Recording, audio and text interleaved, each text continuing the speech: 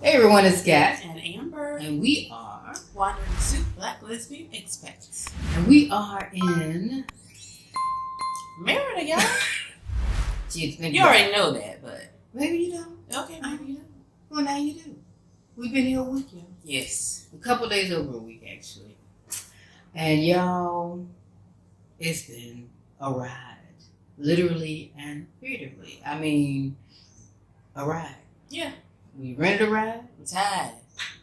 We rode around, riding. We cruised the internet, riding. Trying to find a home in Merida, Mexico for us. And it's been interesting. Yeah, we've definitely changed our way of thinking from before we got here to getting on the ground. So it's just major difference. Right. And so we want to do is talk to you about those things that we've encountered and give you an idea of why we changed a little bit. Now, mind you, we came from Southeast Asia. We did not come from the U.S. So our base point for pricing for homes and looking for things is a little bit skewed. And when I say skewed, it's just skewed to the Southeast Asia quadrant and not to the Western quadrant of the U.S. So we've had to release some things and our expectations. Yes. Yes. And that doesn't mean in a bad way. All right. It just means it's in a realistic way. Because Merida will make you realistic. Yes. Reality. And there's that transition anywhere you move. Right. So we're not trying to make it seem like, oh, it's this drastic here. But anytime you move to a different country, you're just going to have to shift your mindset a little bit about from where you just came from. Right. That's just it. Yeah, so we got here on a Friday, and we actually started house hunting on Monday. Because we are in our Airbnb, which hopefully you've seen the video of, for about 30 days. And at the end of that, we were hoping that we'd be in a home. We recommend that anyone come here get an Airbnb or a hotel or somewhere that you can stay, VRBO, however you can do it, and stay there for a week, 2 weeks, easily a month.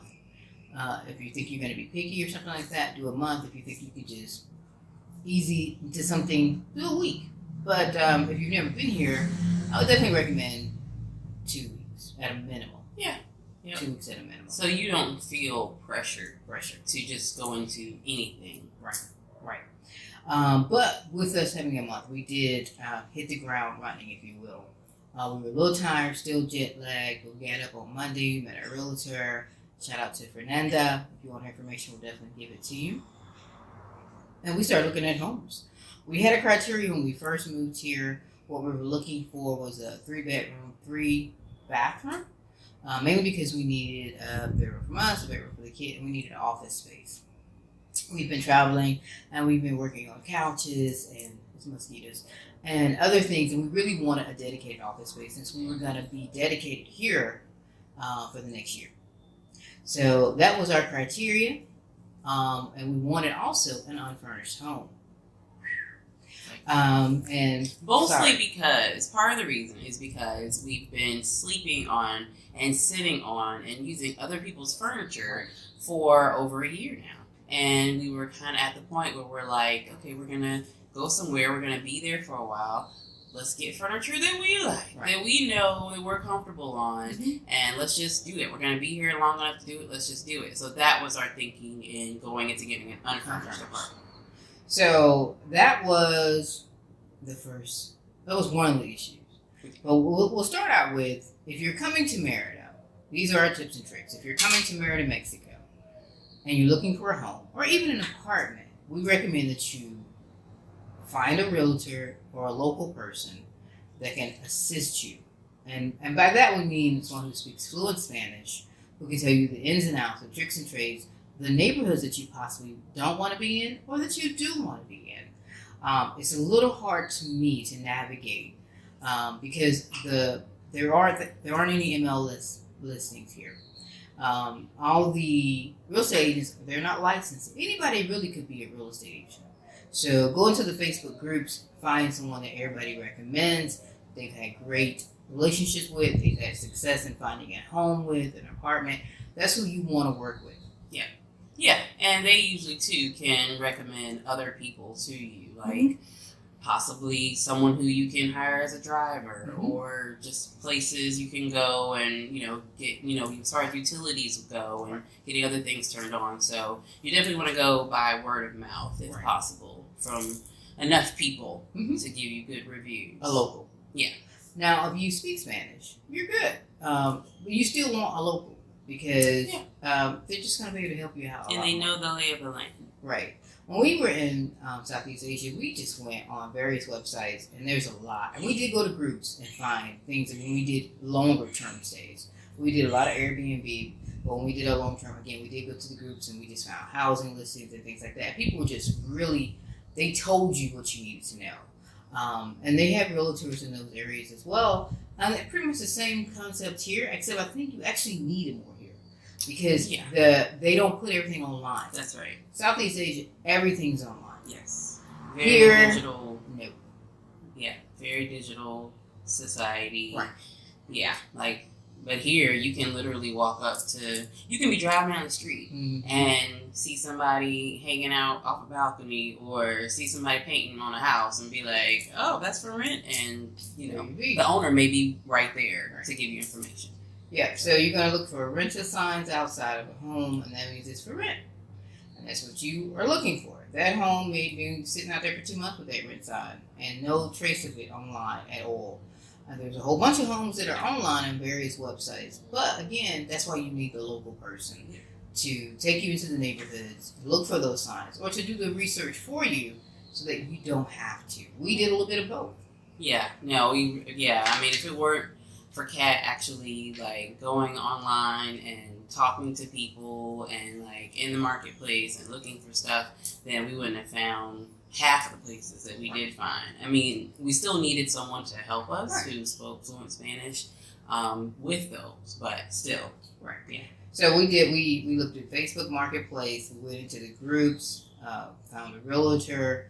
We also went to the various sites that they have out there. We went on Airbnb just to make sure that we were looking at the overall picture. Then we got in a car and we drove around. Yep. And that driving around produced another 3 or 4 properties that we got to see as well. Yep. And all these properties are just so that you can get a real view and to bring you down to reality of what you're looking for. And that's what we needed. Yeah. Because again, we started out here, and now we're about here, and we're happy here because we're in reality land. And there's such a range too, even within a neighborhood. Yeah. So it can be an older neighborhood, and a lot of the houses look the same on the outside. Even the facades are similar.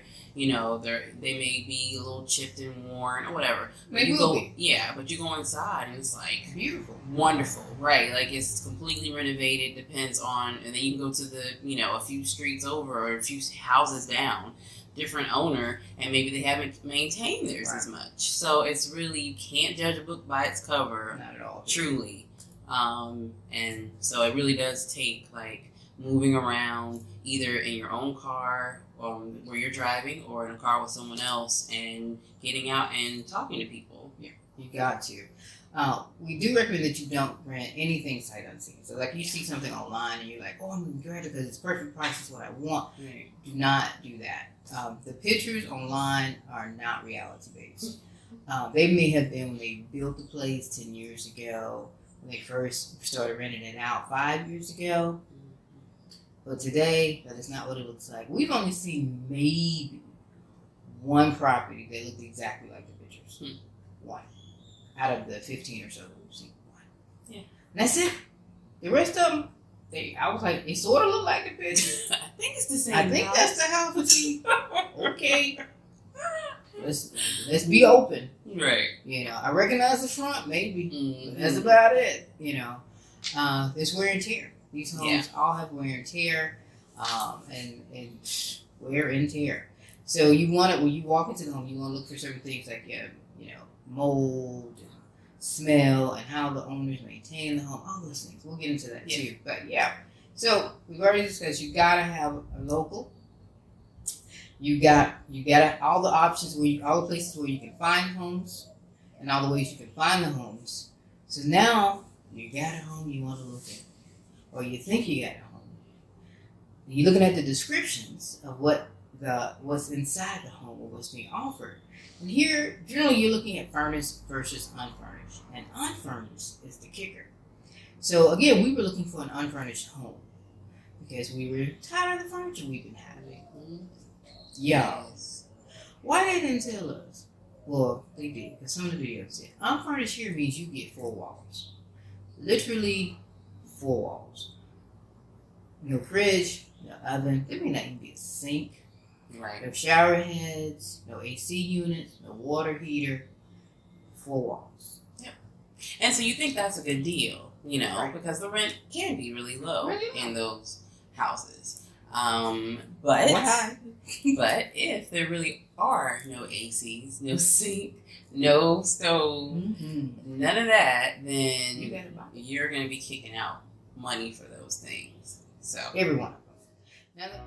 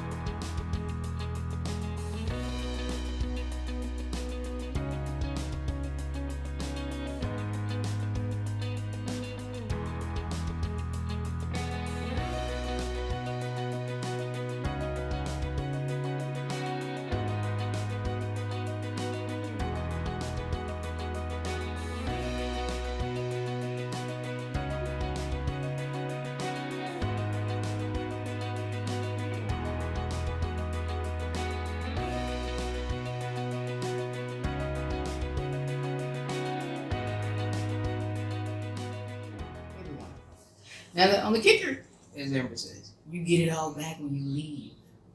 Yeah, you can take it with you. Yep. Yeah. You put an AC unit, you pull it out when you leave. You put a kitchen sink in, you pull it out when you leave. You put an oven in, it comes with you. But you got to put all that in. Right. And it's not cheap. It's not super expensive, but it's definitely a cost you have to factor in. Say, for instance, a fridge. You're looking at $300 to $400 for a fridge. That's for a low end, but decent fridge. Oven, about the same, $300 to $500. You got to do a washer. That's going to be $400 to $500. You're looking at maybe some sinks, some light bulbs, ACs. The AC unit. Now, if you do have to put in even one AC unit, because sometimes they may have one, but they don't have them in the whole house. And eventually, you're going to want to have one in every part of the house. And so there's the money for the AC, which is probably like $500 or more, and then the maintenance of the AC, because you're gonna, no matter what house you're in, usually you're gonna be doing maintenance. You're gonna have to pay for maintenance on these appliances, these fixtures in your home, especially AC units. Yeah. Everywhere we've lived, they've had to do maintenance on an AC unit. Within a week or two. Oh, that's true. We didn't have to pay for those. Right. Every place we've lived in. Yeah. Because once you start running the AC unit 24 hours, it's going to kick out. And they don't have central air. It's always going to be a unit in each room. And the size will vary, just like the room sizes vary. So you may need a big AC downstairs, a medium size in one room, a small in another. Each way is going to cost you. So factor that thing in. Yeah. And then unfurnished means no furniture. Furniture is not that cheap. It really isn't. I mean, we were surprised. And if you want good stuff, good stuff gonna cost. That's the key. It costs a lot. Yeah. So keep all those things in mind. If you came like we did with nothing but our suitcase, you may want to look at furnished. And if you're looking at furnished could mean a couple of things too. It could mean there's a fridge and a stove. That's furnished to them. So just be careful in the descriptions. Make sure you're reading everything so that you're not missing out on anything, and so that you're not wasting your time house hunting in homes that just don't meet what you're looking for. Yeah. Now, if you're bringing everything in from the States or whatever country you're coming from, you got everything, then you should be okay with an unfurnished home. But again, you still will have some outlay other than the fridge. And the prices are going to vary depending on what store you go to. Most people tend to go to the big box stores that you recognize. We recommend that you actually go to the mom and pop side of the house. Same appliances, just a lot cheaper. Yep. We saw a huge price difference. We did a ride around. We did like 4 or 5 stores yesterday, just to compare. And the mom and pop stores, best ones. Yeah. Price for everything that we sell. Right. I mean, we still haven't really found like a good place to, as far as furniture goes. We just haven't had time to do that. But we may or may not. Well, I was thinking more like couch and things like that. Yeah. But we were told by someone who lives here that things like couches and things like are not, they can be very expensive if you want something nice. So. Yeah. Oh, yeah. The big box stores for the appliances will be expensive.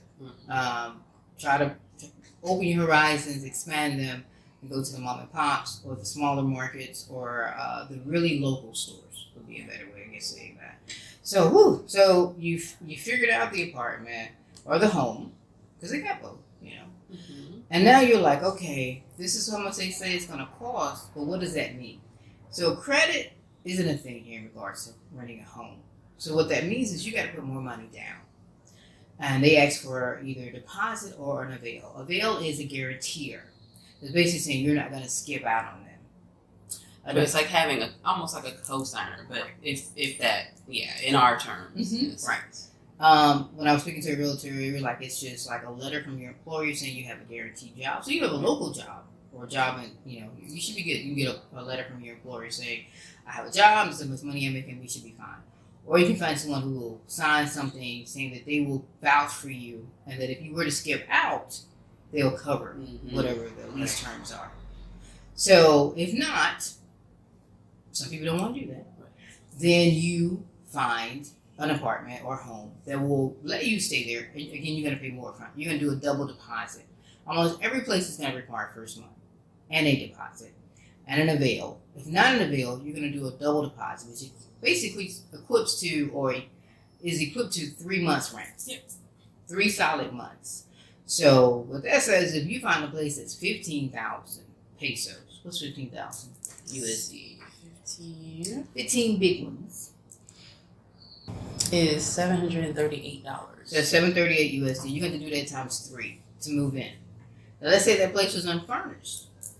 Remember, on top of that, you have your fridge, your stove, washer, and of course all the beds, sheets, towels, all that, if you didn't bring any of those things. Ceiling fans if they don't have them, light fixtures, shower heads. I was surprised by the number of homes that don't have shower heads. So these are the shower head that you are going to have to replace because you're not going to want to keep it. Right. Yeah. Toilet seats. Yeah. Every home that we looked at, I replaced toilet seats, so don't worry about that, but factor that cost in too. So those are the things you got to think about. When you're looking at the price of a home, you're like, oh, that's great. It's a good price, $738. That ain't nothing. Multiply it times 3, and then add all your other costs, and that's what it's going to cost you to move into that home. So, and again, that's still doable for a lot of people, but just be realistic. Right. So then, and you'll get your deposit back when you exit out the apartment if there's no damage or nothing like that. We've talked about appliances and quite a bit, so we're not going to go into that, but just to say that they are still relatively inexpensive compared to America. And they're, $300 for a fridge just didn't happen. My last fridge I had in America was $1,000. And I probably would pay half of that here for that same size because it was a big fridge and everything. I love that fridge. I miss that fridge.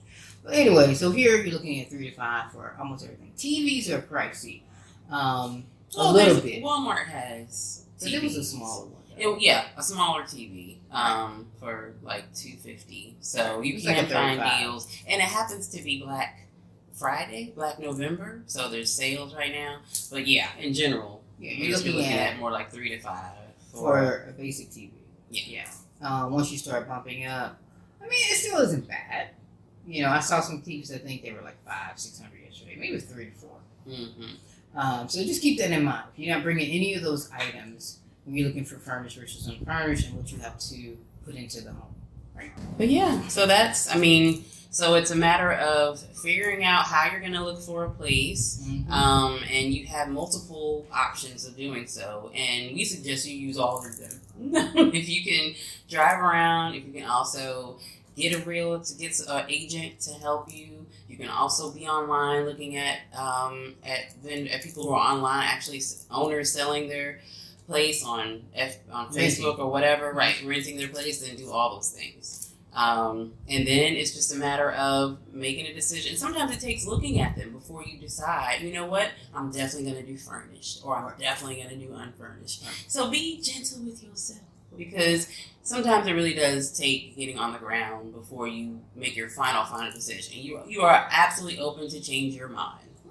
Right.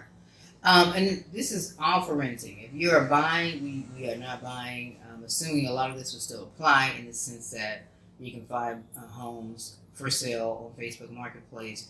You can drive the neighborhoods. There's going to be sale signs. You can do all the same things, but again, just apply whatever changes you may have to do. But appliances and all that stuff, you're probably still going to have to buy. Oh yeah, for a home. So again, do not sign anything sight unseen. Come visit. Come get Airbnb for a month. Do whatever you got to take. Do not sign sight unseen. It does not look like what it looks. Plus, you need to check out the neighborhood. Every neighborhood is different. right. And they're all great in their own way, but they may not work for you. So figure out what works for you. Give yourself space and time to do that in, and I think you'll have a great transition here in Merida. I think we may have a home. We may have. Yeah, pray on it. Yeah, pray think for about it better. Stir the pot, see what happens, see what comes to the top. But yeah, so maybe one of the next couple of videos, we'll be showing you our new abode here in Merida, Mexico. Hopefully this helps. If you got any questions, feel free to drop them below, send us an email. Make sure you check out our blog, wonderingsoup.com. Gotta get back on there and blog. We're on IG as well, wondering_soup. Yep. Come on over, follow us, like to go back and watch our other videos, subscribe so you can see all of them. Yes. I am Kat. And I'm Amber. We'll see you on the next video. Peace and love, y'all.